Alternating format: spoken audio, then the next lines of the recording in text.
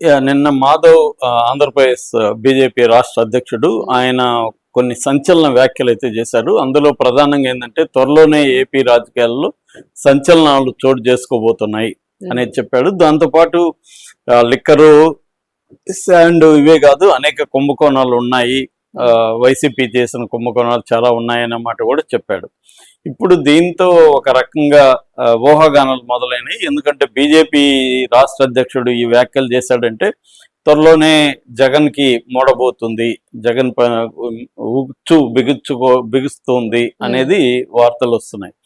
దీనికి కారణం ఏంటంటే ఇటీవల కారణంలో రెండు పరిణామాలు చోటు చేసుకున్నాం. ఒకటి, విజయసాయి రెడ్డి ఒక ట్వీట్ చేశాడు.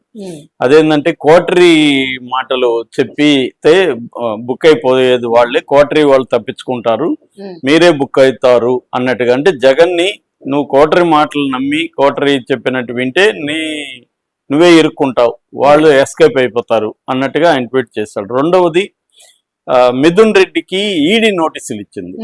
సో మిథున్ రెడ్డి మామూలుగా అయితే ఆల్రెడీ అరెస్ట్ అయ్యి జైలుకి వెళ్ళి బయటకు వచ్చాడు. దాని తర్వాత ఆయన మన దేశం తరపున డెలిగేట్ గా అమెరికాలో యుఎన్సిఆర్ యునైటెడ్ నేషన్స్ వాళ్ళది జరిగినప్పుడు సమావేశానికి కూడా ఆయన వెళ్ళాడు. దానంతా కూడా వైసీపీ గర్వంగా చెప్పుకునింది, మిథున్ రెడ్డి చూడు వెళ్ళాడని. తెలుగుదేశం శ్రేణులు కూడా కొంత బాధపడ్డాయి. అంటే మనమేమో ఇక్కడ అతన్ని క్రిమినల్ అని చెప్పి అరెస్ట్ చేస్తే బీజేపీ ప్రభుత్వం అతన్ని పంపించిందని. కానీ ఇప్పుడు సడన్ గా ఆయనకి ఈడీ నోటీసులు ఇవ్వడం, ఆయన అకౌంట్లలో అక్రమ ధనం ఉంది, అది ఎట్లా వచ్చింది ఎక్స్ప్లెయిన్ చేయమని.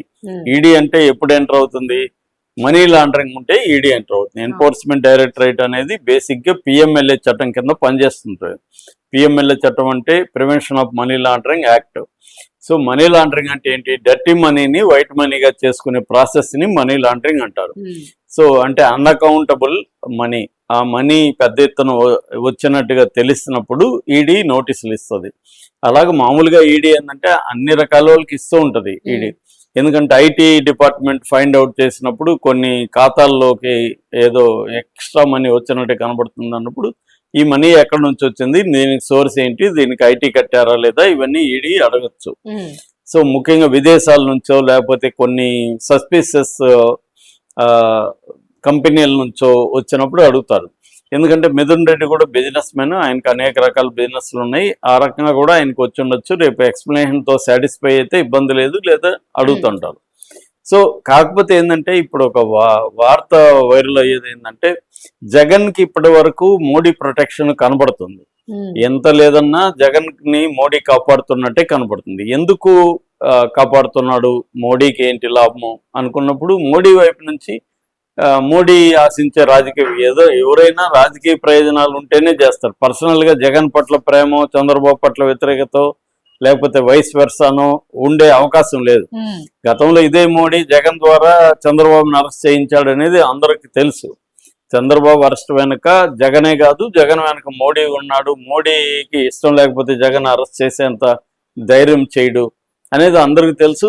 అయినప్పటికీ కూడా చంద్రబాబు రాజకీయ అవసరాల కోసం మోడీతో మళ్ళీ కలిశాడు. సో ఇవన్నీ కూడా రాజకీయ అవసరాలే నిర్ణయిస్తుంటాయి ఏ సంబంధాన్నైనా. అంటే ఎవరితో మంచిగా ఉన్నా ఎవరితో చెడ్డగా ఉన్నా రాజకీయ అవసరాలే పునాదిగా ఉంటాయి. సో జగన్ ని ఎందుకు ఉన్నాడంటే బేసిక్గా ఏంటంటే, ఒకటి జగన్ అనేవాడు లేకపోతే చంద్రబాబు కానీ పవన్ కళ్యాణ్ కానీ తన మాట వినకపోవచ్చు. రేపు తనను ధిక్కరించి అటు కూటమిలోకి వెళ్ళొచ్చు, లేదు బ్లాక్ మెయిల్ చేసే అవకాశం ఉంది. అంటే దాని ఏమంటే ఆర్మ్ ట్విస్టింగ్ స్ట్రాటజీ అంటారు. ప్రెజర్ చేయొచ్చు, నాకు ఇవి కావాలి, నా రాష్ట్రానికి ఇవి కావాలి, మాకు పర్సనల్గా ఇవి కావాలని మోడీని ప్రెజర్ చేసే అవకాశం బలపడితే. అందుకని మరీ బలపడకుండా ఉండాలంటే ఒక చెక్ మేట్ ఉండాలి. సో చెక్ మేట్ ఉండాలంటే జగన్ ఉనికిలో ఉండాలి. జగన్ ఉనికిలో లేదంటే ఆడ ఇంకేం చెక్ మేట్ లేదు కదా. అప్పుడు బీజేపీ పెద్ద ఉనికిలో లేదు ఆంధ్రప్రదేశ్ లో. అప్పుడు పవన్ కళ్యాణ్ అంటే చంద్రబాబు ఇద్దరు గట్టి బలపడతారు. బలపడినప్పుడు మోడీ మాట వినకపోవచ్చు. అందుకని ఒక జగన్ అనే ఒక భూతం అనండి, దెయ్యం అనండి, ఎవడో ఒకటి జగన్ అనేవాడు ఉండాలి అక్కడ. ఉంటే మోడీకి అనుకూలంగా చంద్రబాబు కూడా కంట్రోల్లో ఉంటాడు. చంద్రబాబు అయినా రేపు లోకేష్ అయినా తాను కంట్రోల్లో ఉంటారు అనేది మోడీ స్ట్రాటజీ చెప్తున్నారు. రెండోది, జగన్ ఎప్పుడు మోడీకి యాంటీగా ఇప్పటి వరకు లేడు. అధికారంలో ఉన్నా లేకపోయినా మోడీకి దాసోహం అనేది జగన్ చేస్తున్నాడు.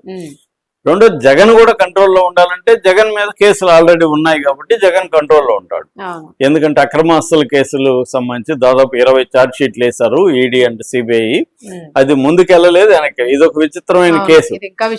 12 ఏళ్ళుగా బెయిల్ మీద ఉండడం చరిత్రలోనే ఫస్ట్ టైం కావచ్చు ఒక కరప్ట్ కేసులో.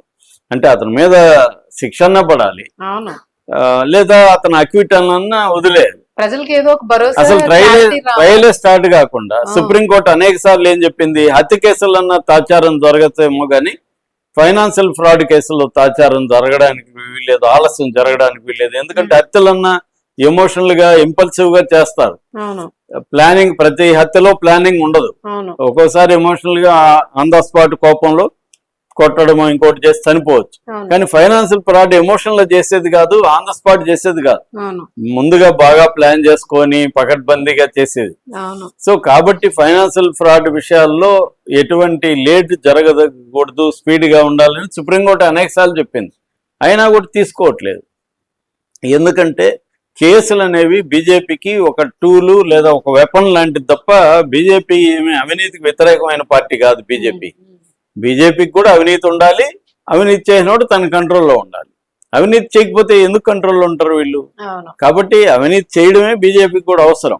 బీజేపీకి అన్నిటికంటే మతము లేకపోతే హిందుత్వ ఐడియాలజీ వీటన్నిటికంటే బీజేపీకి ఇంపార్టెన్స్ పవరే. పవర్ కోసం వాళ్ళు ఏమైనా వాడుకుంటారు. వాళ్ళేనే కాదు, అన్ని పార్టీలు. కాంగ్రెస్ ఏమన్నా ఉత్తమరాల, కాంగ్రెస్ కూడా పవర్ కావాలంటే అన్ని వాడుకుంటారు. ఇవాళ మోడల్ వచ్చి రాజకీయ మోడల్ పవరే అందరికీ అల్టిమేట్. పవరే గోల్ అన్నప్పుడు ఆ గోల్ ని రీచ్ అవ్వడానికి మార్గం ఏదైనా ఉంటాయి. గాంధీ మోడల్ ఏంటి?